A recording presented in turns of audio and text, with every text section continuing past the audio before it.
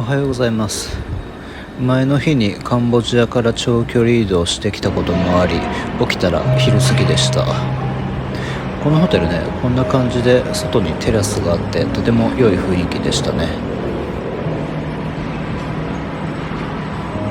以前バンコクにミュージックビデオを撮りに来て、その時に訪れた場所とか、その時行きたかったけど行けなかった場所などを巡ってみたいと思います。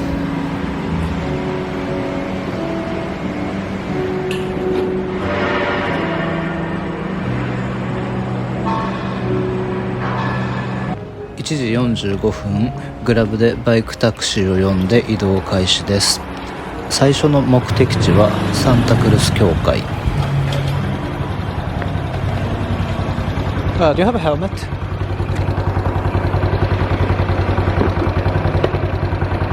Thank you.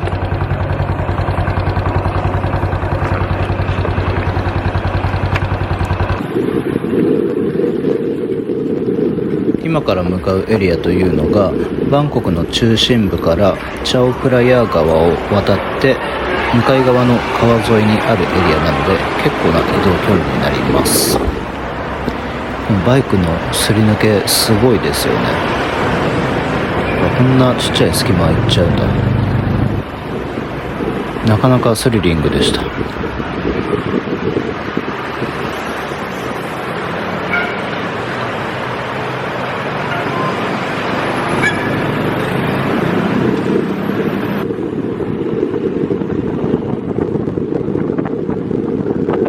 逆走してきている人がいますね。また逆走。この時ね、気温が多分35度近くあったと思うんですけど、こうしてバイクで風を切っているととても気持ちが良かったです。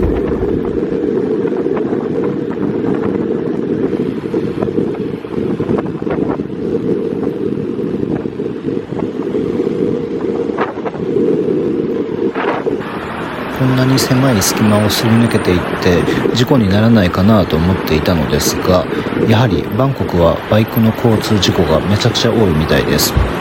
僕も気をつけないとな。ただね、気をつけるといっても僕は後ろにしがみついているだけなので気をつけようがありません。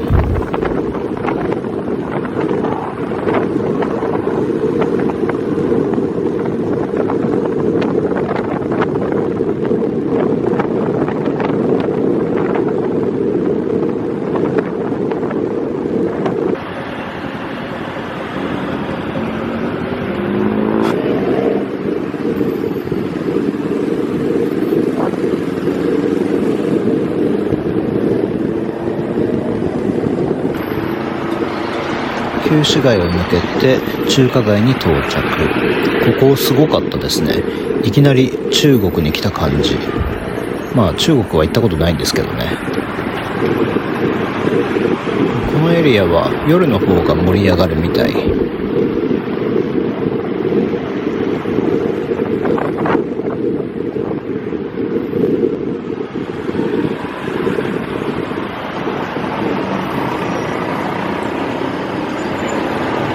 前のバイクものすごい過積載しているな。この辺は観光客も来るエリアなので、トゥクトゥクも結構多く見るようになってきました。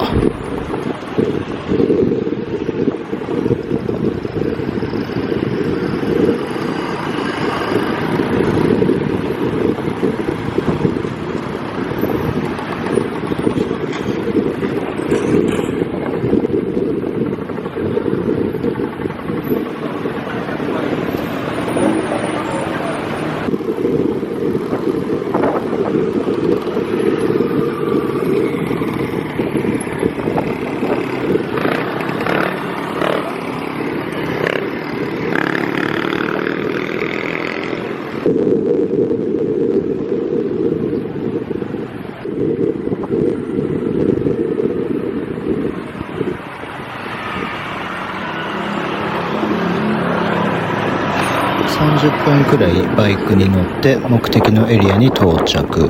この路地の先に目的地があります。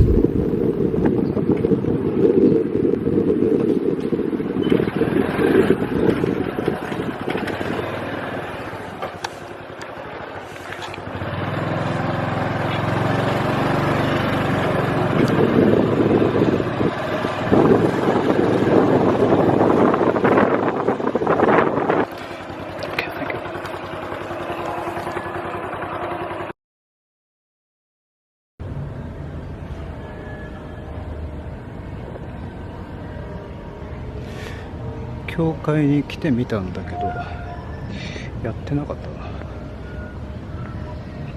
教会の人に聞いてみたところ、この日はミサがあるみたいで、夕方5時に教会が開くからもう一回おいでと言われました。サンタクレス教会というのは聖なる十字架という意味で、1代目の教会、木造建築の教会だったみたいなんですけど、それが1770年に建築されました。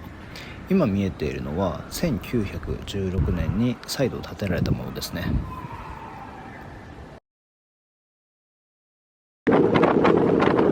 教会の見学を終えたので、次はカオサンロードに向かいます。前回バンコクに来た時はカオサンロード行かなかったので、今回が初です。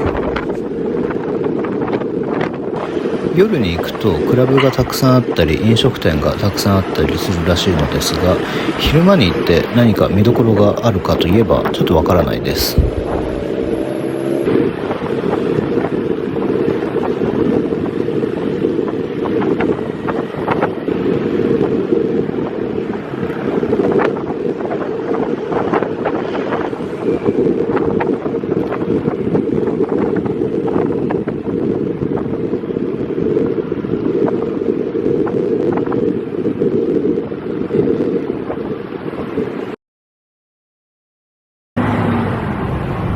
カオサンロードに来てみました。なんかもともとバックパッカーの聖地みたいなところらしいんですけど、今は結構観光地みたいになってるのかな。バンコクは来たことあったんですけど、ここは来たことなかったので、ちょっとブラブラしてみようかな。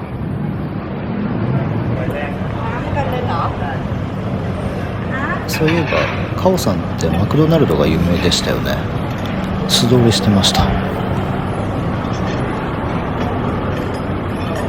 の看板にノーパーキングって書いてあるんですけど、めっちゃパーキングしてるな。パーキングしていいのかな。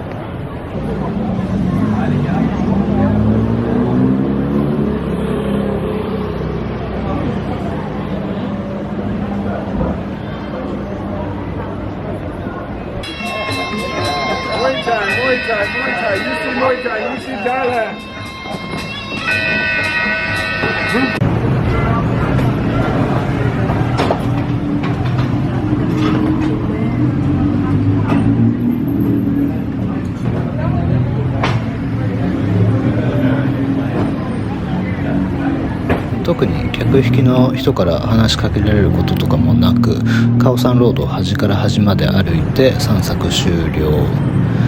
初日にバスが着いたのがこの辺でしたね。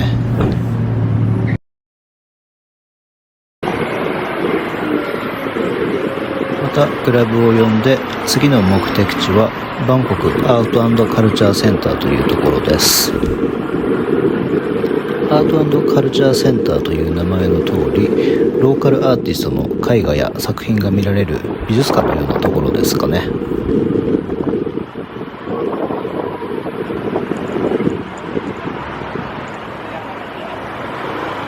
ベトナムに行った時も思ったのですが、バイクの後部座席に乗っている人って基本的にどこにも捕まらないんですよね。すごいバランス感覚だな。そう思って僕も一瞬だけチャレンジしてみたんですけど、全然無理でした。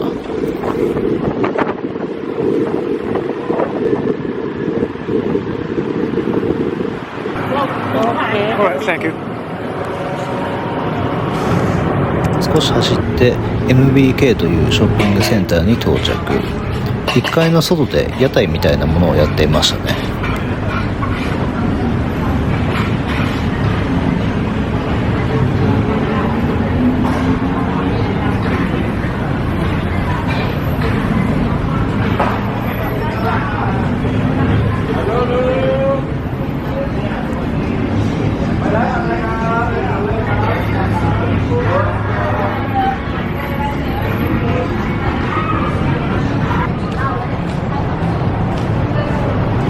MBK の斜め向かいにあるのがアート&カルチャーセンター。結構大きなビルですね。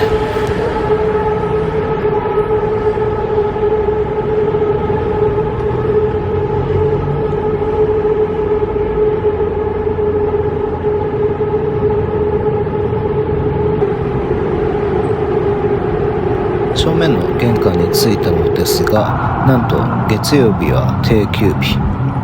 この日は月曜日というわけで引き返します。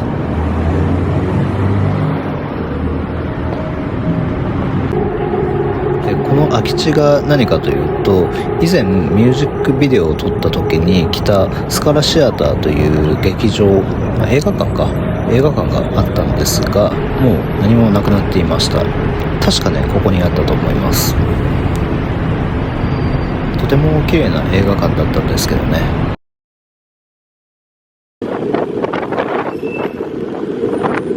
スカラシアターを見た後は MBK というショッピングセンターに戻って SD カードを買っていました。この旅で持ってきた SD カードが全部容量使ってしまったので、新しいのが必要になったというわけです。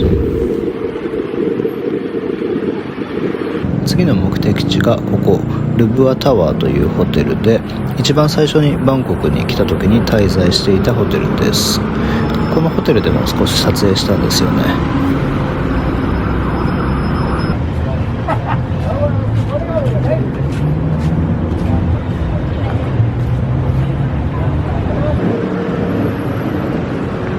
でここがルブアタワーのメインのエントランスではなくて、確かねオフィスフロア側のエントランスなのかな。でここの1階に美容室が入っていて、僕ヘアメイク撮影2日あったんですけど、2日目のヘアメイクここの美容室でしてもらったんですよね。でそこの美容師さんにまた会えたらいいなと思って行ってみたのですが、なんか暗いな。そうそう、これ確かにやっていなくて予約制になっていて、予約が入っている時だけ営業しますみたいなことを書いてありましたね。なので残念ながら担当していただいた美容師さんには会えませんでした。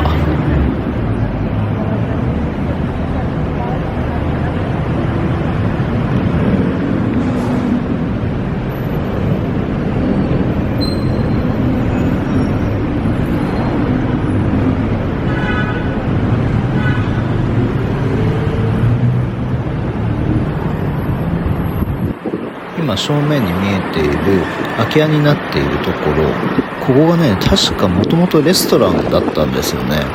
ここで食べたフライドライスがとても美味しかった記憶があります。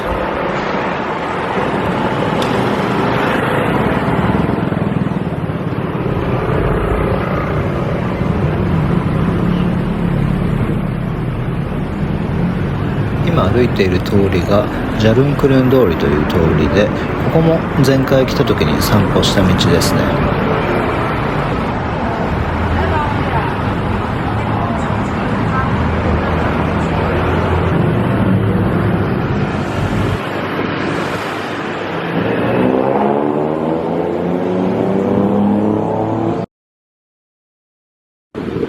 もうすっかり夜。カメラを持ってきていたので、ジャルンクルン通り周辺のおしゃれなエリアで撮影をして回っていました。夜ご飯を食べにホテルがあるサイアムの近辺に向かいます。この日ご飯のシーンが1回もなかったんですけど、あまりお腹が空かなくてですね、夜ご飯が1食目。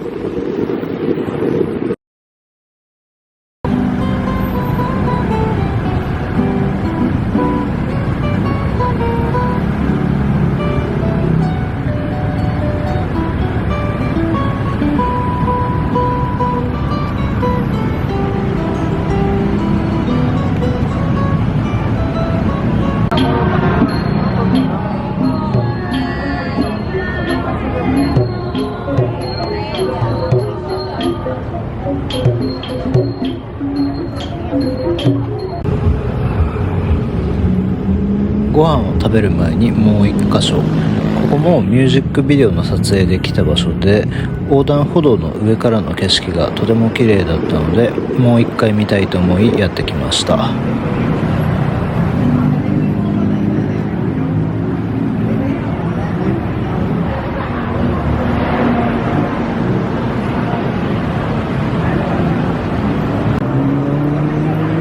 ここはサタデーナイトという曲の MV で同じシーンがあると思うので、探せば同じ場所が見つかると思います。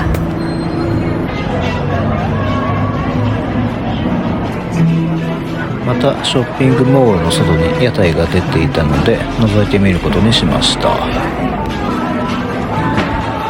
だね、僕は外でご飯を食べるのがあまり得意ではないので見るだけですね。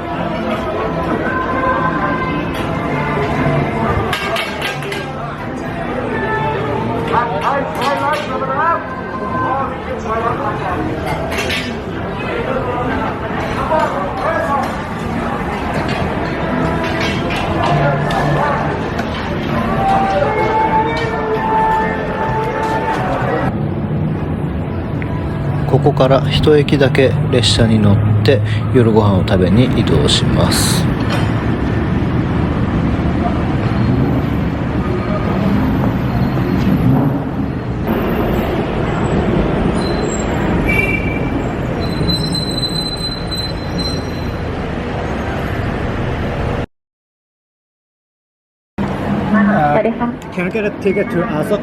อัศก21 บาท Okay.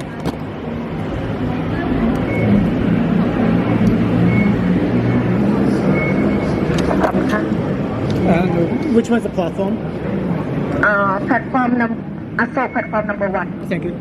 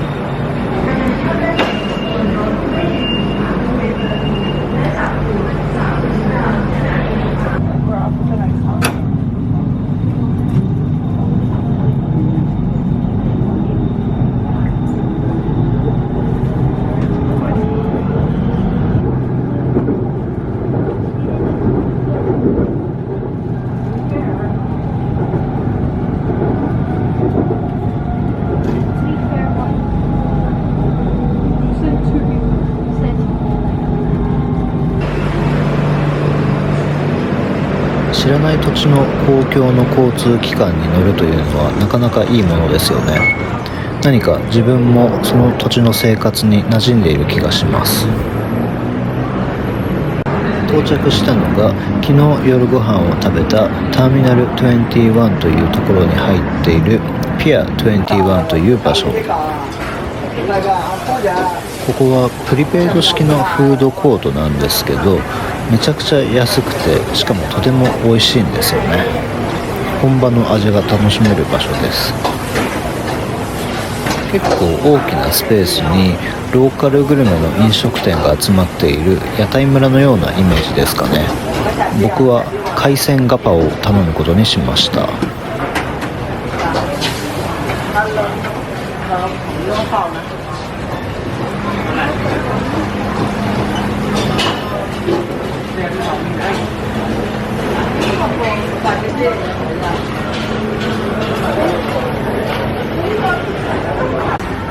とても美味しそう。タコじゃなくてタコさんウインナーが入っていました。これが確か100バーツしないくらいだったので、日本円だと300円とか400円くらい。味はとても美味しかったです。満足したので歩いてホテルに帰ります。